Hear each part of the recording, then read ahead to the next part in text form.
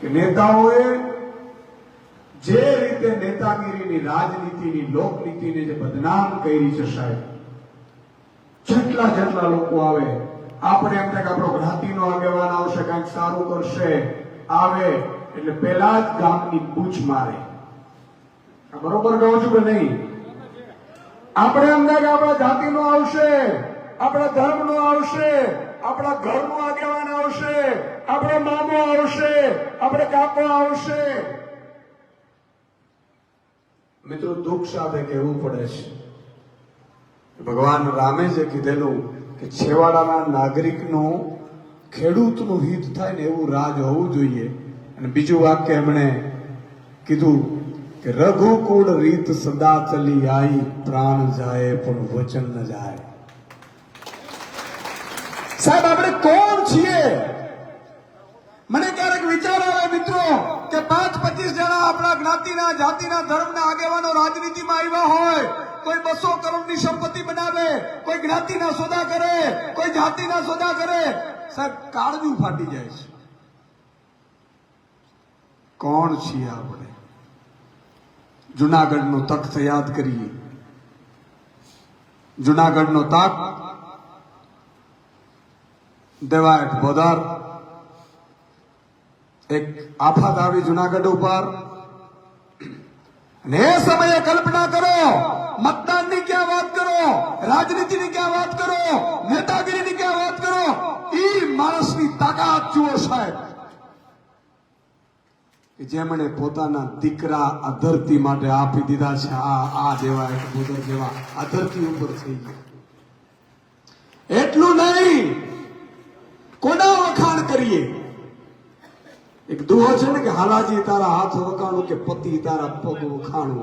એમ દેવાયત બોદરજીનો તો કદાચ કાળજું કંબી જાય છે. હવે પુરુષ છે સાહેબ, માં જુઓ તમે, દીકરાને સોંપી દેતી હોય ને એની આંખું કાઢીને એના ઉપર હાલવાનું હોય ને એક માના આંખમાં આંસુ ના આવે સાહેબ. આ ધરતીની આપણે રજ છીએ. અને ઈ જયારે માણસો દુખી હોય, રાજ આપણે નહોતું કરવાનું, ખબર હતી, પણ આ ધર્મ બચે, રાજ બચે, એની ઇજ્જત બચે, એનું વચન બચે, એના માટે સાહેબ દીકરાના દાન દેતા હોય ને ઈ ધરતીના આપણે છીએ સાહેબ. ત્યારે મને ક્યારેક દુઃખ ઈ થાય કે આપણો જ કોઈ થાંભલામાં કટકી કરે, કોઈ કોન્ટ્રાક્ટમાં કટકી કરે, કોઈ આપણા જ ખેડૂતોના સોદા કરે, કોઈ પાક વીમો ખાઈ જાય, કોઈ મતલબ ખેડૂતનો જ્યાં સુધી સાહેબ ભલું નહીં થાય ને ત્યાં સુધી લખી રાખજો, ગુજરાત કે ભારત ક્યારેય નંબર 1 બનવાનું નથી. હું જવાબદારીપૂર્વક કહું છું. ધરાવીના ધાનને નીપજે કુડપિત માડું ન હોય, જસલ જકરો નીપજે એનીમાં ઓથલ પદમણી હોય. ધરાવીના ધાનને નીપજે કુડપિત માડું ન હોય સાહેબ. જ્યાં દ્વારકાધીશ બિરાજે છે, ખરેખર દુઃખ લાગે યાર. આપણે તમે જુઓ કે આજે હમણાં જ શિવદાસભાઈએ વાત કરી કે કામ કર્યા, કામ ખરેખર સાહેબ એટલું રૂપિયો સરકાર પાસે છે કે તમે કલ્પના નહીં કરી શકો. કલ્પના નહીં કરી શકો સાહેબ. લાખો કરોડોનું બજેટ હોય છે સાહેબ. આ આખી વાડી રૂપિયાથી ભરાય ને તો ઈ 1 વર્ષનું એટલું બજેટ હોય, કલ્પના ન કરી શકો. પણ છતાંય મારા ખેડૂત માટે શું, મારા મજૂર માટે શું, મારા શ્રમિક માટે શું, પણ એમાં આપણે એટલા ને એટલા ભાગીદાર છીએ. ક્યારેક ક્યારેક હું ભગવાનને પ્રાર્થના કરતો હું, ઈશ્વરને પ્રાર્થના કરતો હું, દ્વારકાધીશને પ્રાર્થના કરતો હું કે મારો ખેડૂત એટલો પીડિત કેમ છે? એને શું બગાડ્યું છે કે જેટલા પણ નેતા આવે, જેટલા પણ અધિકારીઓ આવે સાહેબ ખેડૂત લાઈનમાં હોય. હમણાં જ ભાઈ શ્રી વિરેનભાઈ કહેતા મને, અને હું પણ જોઉં સાહેબ, ઉપજ આવે અને 2 દિવસ સુધી એપીએમસીમાં લાઈનો લગાડે અને છતાંય વારો ના આવે. પેલાને ફોન કરે, વળી મસાલા ખાય, વળી ચા પીવા જાય, પછી ટ્રેક્ટરની નીચે સુઈ જાય. આ મારા ખેડૂતની હાલત, અને એમાં બદલાવ જ ન આવે. શું આ બદલાવ થઈ શકે એમ છે કે નહીં? તો સાહેબ હું જવાબદારીપૂર્વક કહું છું, જેમ હમણાં સરદાસભાઈએ કીધું કે વહીવટની શું જોવી જોઈએ. હું 16 વર્ષ પત્રકાર કર્યો છું અને એટલા માટે મને એક એક યોજનાની ખબર છે, એક એક વસ્તુની ખબર છે. કેમ ન થઈ શકે? આજે ચંદ્ર ઉપર પહોંચી શકીએ છીએ, મંગળ ઉપર પહોંચી શકીએ છીએ, યાન પહોંચી શકે છે, અહીંથી લાઈવ જોઈ શકાય છે. અને આપણે ખેડૂતો માટે 4 વસ્તુ ન કરી શકીએ. આના પાછળ ખૂબ મોટું ષડયંત્ર છે. આજે તમને નહીં સમજાય અને મને સમજાવું છું, હું તમને કહીશ પણ તમે માનવાના નથી. મને રૂગાભાઈ કહેતા હતા, સતત રૂગાભાઈ ચિંતા કરે છે આ વિસ્તારની. સાહેબ પાપથી તો ઠીક છે, પછીની વાત છે. સતત મને કહેતા હોય કે સુદાનભાઈ મારા ખેડૂતોનું આ નથી થતું, મારા ખેડૂતોનું. તમે વિચાર કરો, મને વચ્ચે રૂગાભાઈ અહીંયા લઈ આવ્યા હતા, કાઠ નહોતું આપ્યું ગૌશાળા માટે. સાહેબ ગૌશાળા અને ગ્રામજનો માટે તમે રસ્તામાં કટ ન આપી શકો. શું નેતાગીરી? પછી કે હું કોઈને નડતો નથી, હું કોઈને પીતો નથી, તારે નડવાનું આ કરવાનું આ છે. 20 સર્વે નંબર એવા એમાં હજી પાણી ભર્યા છે. 20 સર્વે નંબરમાં પાણી ભર્યા છે. ક્યારે હાથમાં જગાડો તો ખરી? આજે હું એમ ખાતરી કહું છું, મારે રાજનીતિ આજે પણ નથી કરી, વારંવાર કહું છું સાહેબ, આ મારી મજબૂરી છે. મને એટલા માટે મજબૂરી છે કે જો તમે તમારી પાછળ, કે તમે છો ને મહેનત કરી શકો સાહેબ. વહીવટમાં તમને ના ખબર પડતી હોય, સરકારમાં તમને ના ખબર પડતી હોય, કાનૂનમાં તમને ના ખબર પડતી હોય, એવું સમજી શકું છું. ના જ પડે એટલી આટીઘૂટી આવે છે સરકારમાં બચાવવા માટે. એક જીઆર બહાર પાડવો હોય ને, જીઆર, હું તો જીઆર ના અભ્યાસ કરતો, અમે પત્રકાર હતો ગાંધીનગરમાં સાહેબ. એક મંત્રીની ચેમ્બરમાં રોજ હિસાબ માંગવા જતા હતા. હું 5 વર્ષને ખાલી ગાંધીનગરમાં રિપોર્ટિંગ કર્યું છે. આજે પણ ગાંધીનગરમાં કોઈ ઉદ્યોગપતિની ફાઇલ નીકળે ને 2 લાખ હેક્ટરની, તો મને ખબર પડે છે, પણ કરી કાંઈ નથી શકતો. અને કહેવત છે ને કે તમે સમજદાર છો, તો કે હા, તો તમે ચિંતિત હશો. આજે પીડા એ વાતની થાય છે. તમને એટલા માટે જીઆર ખાલી સાહેબ અભ્યાસ કરો ને, તો જીઆર માં એવું આવે. જીઆર એટલે ખબર છે? નોટિફિકેશન, બરાબર? જીઆર માં એ કોઈ પણ કાનૂન અથવા તો એ બને એના પછીનો એનો જીઆર બહાર પાડવો પડે, ગેઝેટ. અને એમાં તમે વાંચવા જાઓ તો અમારા જેવા ગોથા ખાઈ જાય કે ફલાણા 1/19/195 ની ઓબ્લિક આ પ્રમાણે હું કહેવા જાય છે ને કવિને ખબર જ ન પડે, કોઈ છે સુધી ખબર ન પડે સાહેબ. અને એટલે આપણે રંજા થઈએ. આજે થાંભલાઓના નિયમો શું છે કોઈને ખબર નથી. મરજી પડે એટલે ફોન કરી, સુદાનભાઈ થાંભલા મારા ખેતરમાં ઉભા પાકમાં નાખે છે. ચલો એકને ફોન કરી દીધો, બીજાને ફોન કરી. સાહેબ કંપનીઓએ કબજા કરી લીધા છે. પણ એક વાત આપણે કહેવા હું જાઉં છું કે આજે ષડયંત્ર ભાજપનો ઈ છે સાહેબ. અને ભાજપનો માત્ર એનો નથી, ભાજપમાં એક જ વ્યક્તિનો ચાલે છે અને બીજા વ્યક્તિનો ચાલે છે, બેનું જ ચાલે છે. કોઈ એમ કહેતો કે મારા મામો છે મંત્રી કે કાકો કે નાનો, ઘાસ ખાય, ચાલતું નથી. કોઈનું ન ચાલે. એ જ્ઞાતિના આગેવાનો એટલા માટે રાખ્યા છે, જ્ઞાતિના નામે મત બની શકે એટલા માટે છે. ઈ ત્યાંથી આદેશ કરે દિલ્હીથી, એટલે અહીંયા પોપટની જેમ વાંચવાનું હોય ખાલી. અને ના માનવું હોય તો કોઈ પણ આપણો જ્ઞાતિનો આગેવાન હોય એને માં મોગલના કે માતાજીના મંદિરમાં જઈને ધૂપ ઉપાડો, જો ખબર પડી જાય. એ સુદાનભાઈ શું કહેતા હતા? એટલી હદે લૂંટ ચાલે છે એટલા માટે કે એમણે જમીનો કબજે કરવી છે. અત્યારે તો ખાલી થાંભલા એવા જ, સોલાર વાળા આવશે સાહેબ. અહીંયા જે લોકેશન છે, સમુદ્ર છે, એને મળતું બધી વસ્તુ અહીંયા છે ભૌગોલિક પરિસ્થિતિ પ્રમાણે. એક જમીનનો જો આપણી સરકાર બદલાય, આપણી સરકાર આવે તો ખેડૂતોને એવા સમૃદ્ધ કરવા જમીન વેચતા નહીં. હું તમને કહેવા ઈ જાઉં છું, આ પ્લાન બધો એ છે કે તમે ખાતરમાં હેરાન થાઓ, બિયારણમાં હેરાન થાઓ, નકલી બિયારણમાં હેરાન થાઓ, નેનો બટકાવ્યામાં હેરાન થાઓ, નિંદામણમાં હેરાન થાઓ, જંતુનાશક દવામાં હેરાન થાઓ, ઉપજ લઈ આવો એટલે એપીએમસી માં હેરાન થાવ. આ બધું ષડયંત્ર કરવામાં આવ્યું છે, બધું ષડયંત્ર છે. એટલા માટે કે તમે આ જમીનોમાં કમાવો નહીં અને તૂટે એટલે જમીન વેચી અથવા તો બીજા રસ્તા કાઢો. આ વાત સાચી છે કે નહીં? આ જમીનો તમે ખાલી થઈ જાઓ, મજૂર થઈ જાઓ ને તમે, એનું એક મોટું ષડયંત્ર છે. ને એટલા માટે કીધું કે 1 વીઘે 2 કરોડ રૂપિયા આપે તો આપતા નહીં. એકવાર આ ઈશુદાનભાઈ ઉપર વિશ્વાસ કરજો, ભગવાન કરે ને એ તો તમારા હાથમાં છે. આવશે તો આવે. 27 માં સરકાર આવે અને 32 સુધીમાં જો એક ખેડૂત, જો પોતે ખેડૂત, ઘરમાં ખેડૂત જો ફટાકડા ના ફોડે તો ઈશુદાન ગઢવી નો થશે. એવી વ્યવસ્થાઓ કરવી છે. ખેડૂતને મારે માલિક બનાવવો છે. આજે શું થાય છે ખબર છે? એક કંપનીએ ઉદ્યોગ નાખવો એટલે મુખ્યમંત્રી સાથે મુલાકાત કરે, પ્રધાનમંત્રી સાથે કરે. પ્રધાનમંત્રી, મુખ્યમંત્રી જે તે મંત્રીઓને, ધારાસભ્યોને, સાંસદોને, કલેક્ટરોને બોલાવીને કે ફલાણા ભાઈ મારો મિત્ર છે, એને અહીંયા ઓખામાં, કુરંગામાં આપણા નાખવું છે. આ બધી વ્યવસ્થા તમારે કરવાની. ખેડૂતોને કઈ રીતે પહોંચવું, કઈ રીતે વળતર કરીને તમારી જોઈ લેવાની. એટલે આપણો જ આગેવાન હોય એને ખબર પડે. કંપની વાળાને કે કંપની વાળા ચિંતા ના કરતો, જમીન હું લઈને આપીશ. શું કે આ સાચું હોય ને તો સત્યા જાણે છો. જમીન હું લઈને આપીશ.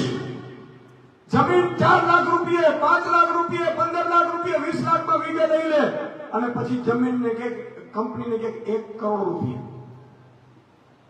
સાહેબ સેંકડો કરોડ રૂપિયા કમાય. અને એટલું નહીં, આ એક અહીંની વાત નથી સાહેબ, આખા ગુજરાતમાં દલાલોની ફોજ ઉતરી ગઈ છે. અને મને ખબર છે કદાચ 2.5 વર્ષમાં અડધા તમે જમીન વિરામ થઈ જશો. મને ચિંતા એ વાત નહીં, જલ્દી પૂરું થાય. અને પૂરું પ્રમોલકેશનની વાત છે. તમે જો અહીંથી જમીન અહીંયા નાખી દીધી છે અને છતાંય મને એ ખબર નથી પડતી કે આટલો મારો ખેડૂત પીડાય. સાહેબ ખેતી ન હોય મજબૂત, બિયારણ સારા ન હોય, દવાના ભાવ વધારે, ખાતરના ભાવ વધારે, સારી સ્કૂલ બાળક માટે ન આપે, પ્રાઇવેટમાં ભણાવવું પડે, કાનૂન વ્યવસ્થા એવી કે માની લો કે ગમે તે લુખ્ખો આવીને તમને મને ધમકાવી જાય, કોન્ટ્રાક્ટર ધમકાવી જાય, એપીએમસીમાં લાઈનો લાગીને આપણો માલ જે 2600માં વેચવું જોઈએ 2500માં એ જ મગફળી 1000 રૂપિયામાં વેચીને આવી જાય અને છતાંય કમરને બટન દબાવે.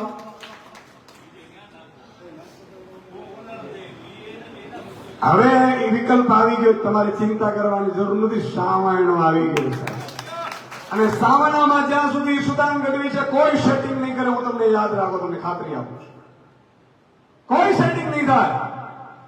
દાખલા રૂપ આપું તમને સાહેબ, મારે આજે કોંગ્રેસની વાત કરવી છે, કોઈ આગેવાનોની વાતોમાં આવતા નહીં.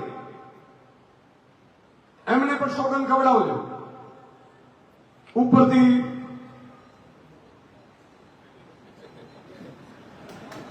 સમજી ગયા કે નહીં? સમજી ગયા કે નહીં? દાખલો આપું તમને વિસાવદરમાં. આ વિસાવદરમાં તમે બરોબર જોયું કે ના જોયું? બરોબર જોયું કે ના જોયું? સાચું બોલો મને.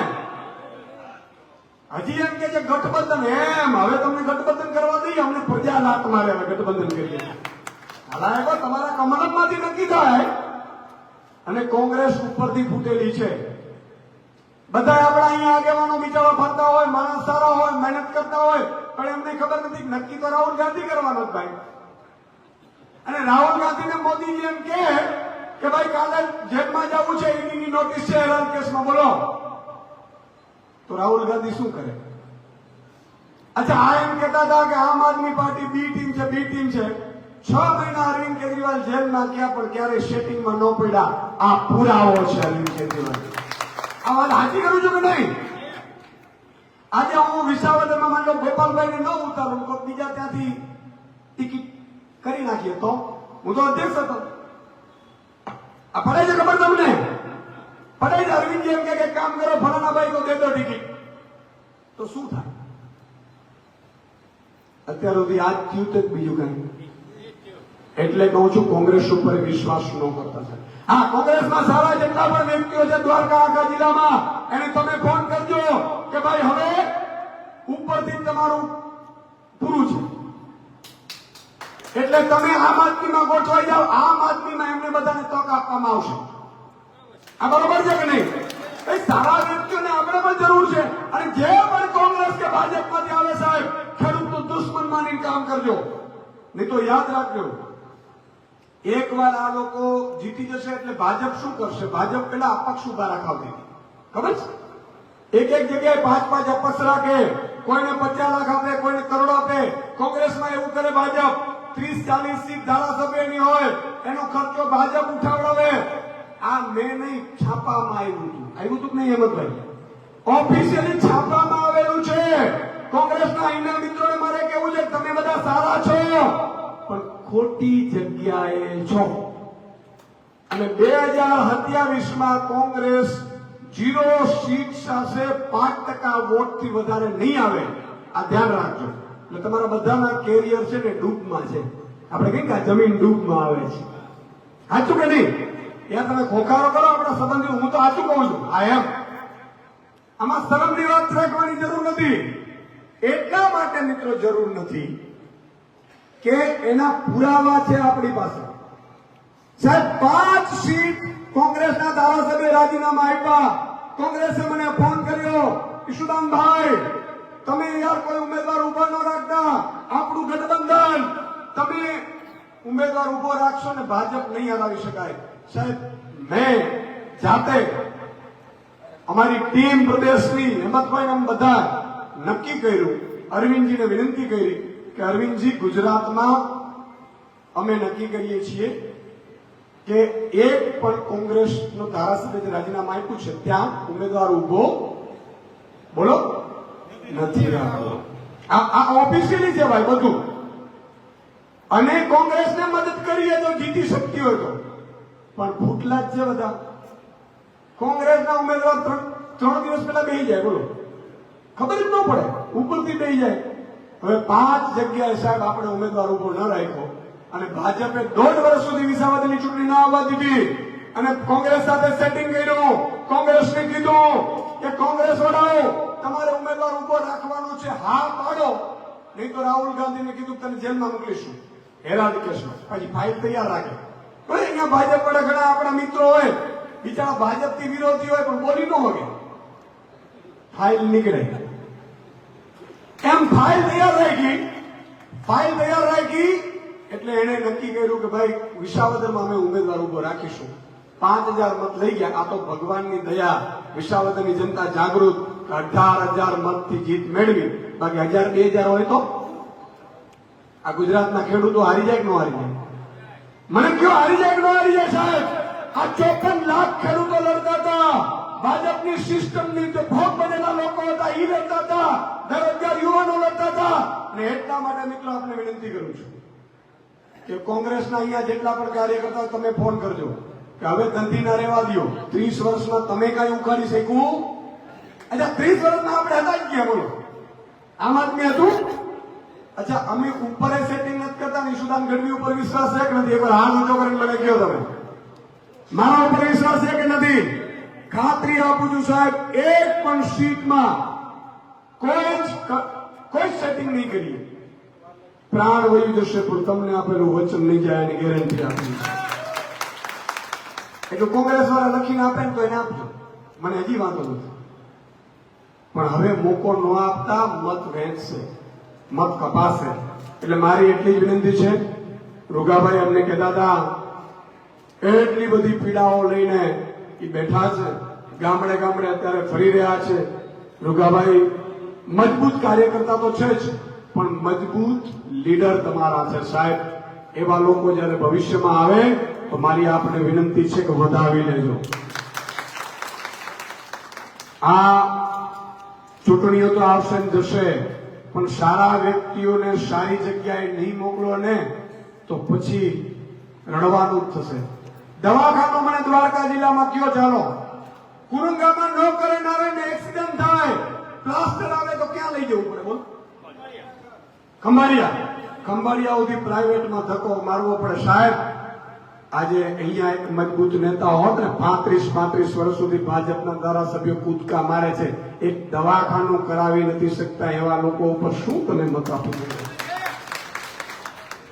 આજે હેમંતભાઈએ સાહેબ જામજોધપુરમાં 18 વર્ષ થયા છે, દવાખાનું પૂરું કરી દીધું ને, હોસ્પિટલ પૂરી કરી દીધી અને તાળીઓ થઈ જશે. અને આમ આદમીના હેડના સાહેબ લોકો કામ કરે છે. હેમંતભાઈ રોજના મતલબ કે એની પાસે રેકોર્ડ છે, કેટલા લોકોએ સારવાર લીધી, કેટલા લોકોના કામ થયા, કેટલા મહિનાના કેટલા 2-3 2000 ઉપર લોકોની સેવા પર્સનલી હેમંતભાઈ ખવા કરે છે. એકવાર તાળીઓ થઈ જાય. અને અમે કઈ અમે લેવા નથી આવ્યા છે, ભગવાને ખૂબ આપ્યું છે. રાજનીતિ અમારી મજબૂરી છે, અને મજબૂરી એટલા માટે છે કે તમારી પીડા જોવાતી નથી ને એટલે. બાકી આ જેમ કટર મારે છે એમ આપણે એમ જ છીએ, ઘેટાના ટોળા બનવાના નહીં. એક જાગૃત થાવ, સવાલ કરો, મુદ્દા ઉઠાવો અને ઉભા થાવ. આપણે શું કરીએ ખબર છે? આ ઊનનું મશીન હોય ને, ઊનનું, એમાં એક આપણો જ્ઞાતિનો આગેવાન આગળ જાય ને પછી બધાને કે હાલો પાછળ આવતા રહ્યું, આમ અંદરથી નીકળે બધી ઊન ઘેટાને કેમ ઉતરી જાય ઉતારી. આ વાત સાચી કરું છે કે નહીં? એટલા માટે મિત્રો કે જ્ઞાતિનો આગેવાન શું કામ નક્કી કરે? તમે નક્કી કરો, તમે જાગૃત થાવ, તમે જ્યાં વાંચો, નહીં તો દીકરા દીકરી ભણે છે ને પૂછો. સાહેબ આજે ખેડૂતોને મગફળીના ભાવ નથી મળતા. આજે 2560 રૂપિયા મગફળીનો ભાવ મને મળવો જોઈએ. એના કરતા હું તમને પૂછું, ટેકાના ભાવે ચાલો 1452 રૂપિયા છે, એ 1452 રૂપિયા ઘરેથી લઈ જાય તો એના બાપનું શું જાય? એ તો સરકાર છે, વ્યવસ્થા પ્રાઇવેટ વાળા ઘરેથી લઈ જાય છે, તો આ કેમ ન લઈ જાય? એટલે મારી આપ સૌને વિનંતી છે મિત્રો, જ્યારે ચૂંટણી આવે ત્યારે એક થજો, સારા ઉમેદવારને મત આપજો અને આમ આદમી પાર્ટીનો ઘરે ઘરે પ્રચાર કરજો. આ 27ની છેલ્લી ટ્રેન છે, પછી આશા ન રાખતા. પછી જો આપણે મુંડાવું હોય તો માની લો કે કોઈ હાથે કરીને કુવામાં પડવા જાય, ઠેક મારીને છલાંગ, આપણે રાડું પાતરીને છલાંગ પડીને મારવા જાય કુવામાં છલાંગ, તો કોણ રોકી શકવાનું છે? એટલે મારી હાથ જોડી વિનંતી છે આપણા સંતાનો માટે એવી વ્યવસ્થા કરીશું મિત્રો, ખેડૂતો ક્યાં જવું જ નહીં પડે. મિસકોલ મારશો, તમામ દાખલાઓ ઘરે આવશે. કોઈ અધિકારી પાસે જશો એટલે મામલતદારને સાહેબ નહીં કહેવાનો, કલેક્ટરને સાહેબ નહીં કહેવાનો, પીએસઆઈને સાહેબ નહીં કહેવાનો. તમે જાશો ને એટલે જે મુખ્યમંત્રીને સાહેબ કહે એમ તમને સલામ મારીને સાહેબ કહે એવી વ્યવસ્થા લાવવી છે. ગુલામીમાંથી બહાર આવવાની જરૂર છે. આપણે શેની ગુલામી કરીએ? આપણે આપણી જમીનો, અનાજ ઉત્પન્ન આપણે કરીએ, આ લોકોને જમાડીએ, આ લોકોના ઘર કરીએ, ટેક્સ ભરીએ અને ઉપરથી ગુલામી કરીએ. મામલતદાર આપણા માટે છે, ટીડીઓ આપણા માટે છે, ડીડીઓ આપણા માટે છે, પીએસઆઈ આપણા માટે છે, કલેક્ટર આપણા માટે છે. અને કરે છે ને ભાજપના 5 ખૂટિયાના કામ કરે, બાકી કોઈ ના થાય. હા, કરશનદાસ માણેકની છેલ્લી રચના કહીને મારી વાણી પૂરી કરું કે મને એ જ નથી સમજાતું કે સામે આવું થાય છે. મને એ જ નથી સમજાતું કે સામે આવું થાય છે. ફૂલડા ડૂબી જતા ને પતરા તરી જાય છે. છે કામ કેનોને સૂકું તણકલું દોયલું અને લીલાછમ ખેતરાઓ આખલાઓ ચરી જાય છે. મને એ જ નથી સમજાતું કે સામે આવું થાય છે. સાહેબ, નંદાણાની વસ્તીને વર્ષે 200 કરોડ રૂપિયા ખાલી નંદાણામાં મળવા જોઈએ તમારી વસ્તી પ્રમાણે. અને 200 કરોડ રૂપિયા મળે તો તમે કલ્પના કરો ક્યાં જાય. કારણ કે 18,000 ગામડા છે, 4.5 લાખ કરોડનું બજેટ છે. બીજી ગ્રાન્ટો એ અલગ, તાલુકાની, જિલ્લાની, કેન્દ્રની બીજી યોજનાઓ અલગ, ઢગલાબંધ છે. એના માટે એક જ વસ્તુ છે, જાગૃતતા લાવવી જશે. છેલ્લે એક નારો લગાવીશું, બોલો મહારાજ.